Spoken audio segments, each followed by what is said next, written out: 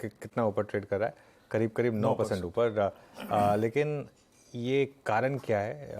कारण वो जो 5,000 करोड़ की इन्वेस्टमेंट, लेकिन उससे स्ट्रीट इतनी क्यों एक्साइटेड है? यतिन के पास चलते हैं और जान लेते हैं। Yatin, good afternoon. तो सुबह आपने वो न्यूज़ डाली थी, उसके बाद ये स्टॉक चला, अच्छा चला। क्यों इतनी एक्साइटेड है स्ट्रीट? तो दीपक नाइट्राइट की बात करें तो पिछले 2 सालों से वो केपेक्स की बातें कर रहे हैं, लेकिन कोई प्रकार का ऑफिशियल अनाउंसमेंट इन्होंने नहीं किया था, सबसे पहली बात। और अगर हम FY23 एंड की बात करें तो कंपनी बैलेंस शीट साइड पे बिल्कुल ही डेट फ्री हो चुकी है, कोई ज़्यादा कर्ज कंपनी के पास नहीं है। तो कहीं ना कहीं ये मच एंटिसिपेटेड केपेक्स अनाउंसमेंट है। 5,000 करोड़ निवेश करने जा रहे हैं अगले 4 सालों के लिए, और आज अनाउंसमेंट इसी रिलेटिंग आया। इन्होंने गुजरात गवर्नमेंट के साथ MOU साइन किया है केपेक्स के लिए, जहां ये लोग एक बड़ी कैपेसिटी लगाएंगे नंदेसरी और दहेज, 2 जगहों पे। और ये प्राइमरी केपेक्स आपको होता हुआ दिखाई पड़ेगा स्पेशलिटी केमिकल्स डिवीजन में, फिनोलिक्स डिवीजन में और बाइसफिनॉल डिवीजन में।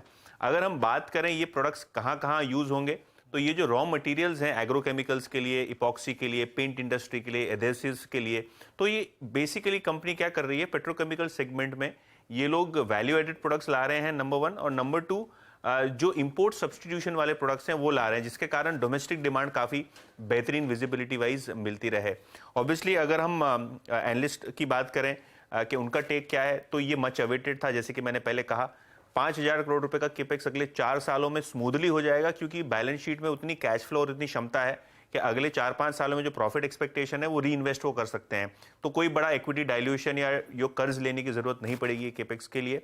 दूसरी बात कि ये जो लेवल का केपेक्स कंपनी ने अनाउंस किया है, इससे अगले 3 से 5 सालों में प्रॉफिट जो है दुगना हो सकता है। तो करंट जो बेस है उसको दुगना करने की कोशिश की जा रही है। और कंपनी पहले भी ये बता चुकी है कि जो प्रोजेक्ट ब्रेक इवन है, प्रोजेक्ट एग्जीक्यूशन है, और प्रोजेक्ट को जिस हिसाब से चलाते हैं वक्त से पहले ही वो डिलीवर करते हैं। तो कहीं ना कहीं ये एक स्टॉक है जो मार्केट फेवरेट रहा है। फिनॉल के दाम जो है चाइना में 2,200 युआन से 1,000 के नीचे चले हैं, उसके बावजूद स्टॉक में ये रैली है, क्योंकि प्रॉब्ली स्ट्रीट को लगता है कि ये प्रोजेक्ट जो है वो काफ़ी पेबैक पीरियड में छोटा रह सकता है। ओके, एक्चुअली एक और सेक्टर पर भी बात करेंगे यतिन, तो बने रहिए हमारे साथ। लेकिन पहले बात कर लेते हैं दीपक नाइट्राइट की। मानस, टेक्निकली क्या व्यू है यहाँ पर? क्योंकि ये उसी तरीके का स्टॉक है, एक बार चलता तो ज़बरदस्त, और काफ़ी कंसोलिडेशन के बाद मूव आया है ये। बिल्कुल। देखिए, एक बहुत बड़ा मूव देखने को मिला है, तो अब यहाँ पर शॉर्ट टर्म के लिए 1 से 2 दिनों के लिए तो खरीदारी करने की राय नहीं रहेगी। अगर आपके पास ऑलरेडी है तो मेरा समझना है कि सबसे पहला काम करना है, स्टॉप लॉस रिवाइज करके 2079 कर ले, ये कैश लेवल्स है। ऊपर की तरफ पोटेंशियल की बात करें तो एक ब्रेकआउट देखने को मिला है, जिसके बाद शायद आपको 2175 और 2210 तक के स्तर देखने को मिल सकते हैं।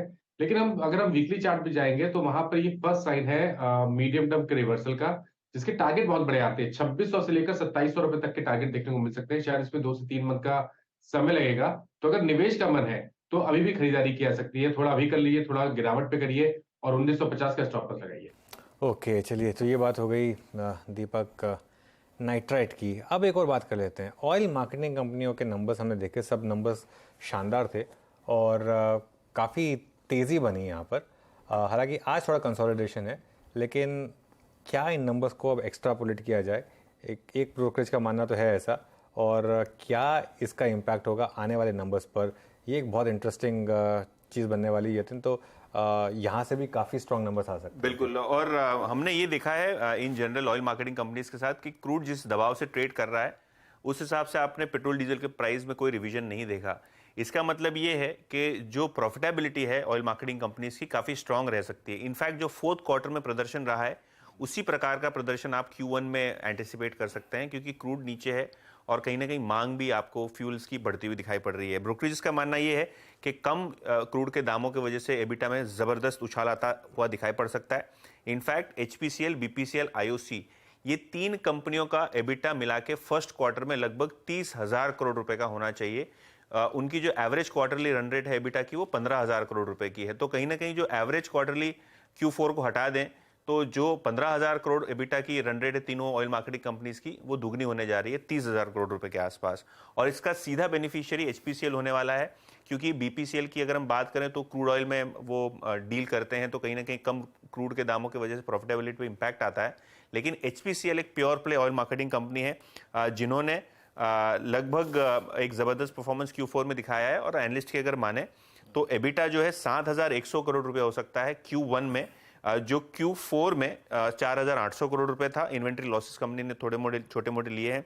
BPCL का एबिटा लगभग 10-15% ऊपर नीचे रह सकता है क्योंकि क्रूड का फैक्टर है, लेकिन IOC देखिए 14,500 करोड़ रुपए का जो एबिटा है Q1 के लिए एक्सपेक्टेड है, जो ऑलमोस्ट Q4 के लेवल जितना है।